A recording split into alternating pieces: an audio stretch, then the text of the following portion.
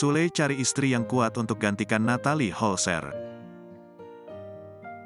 Diketahui setelah cerai dari Natalie Holzer, komedian Sule masih betah menduda hingga sekarang.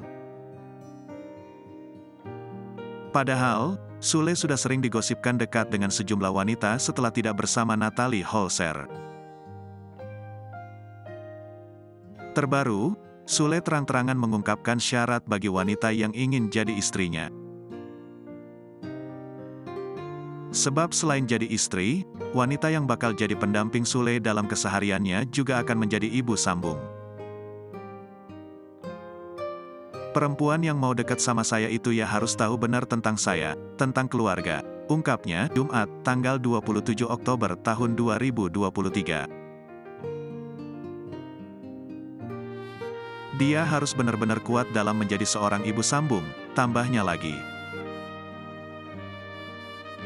Sehingga Ayah Atzam ini menghendaki calon pasangannya betul-betul memahami karakter dirinya dan keluarga.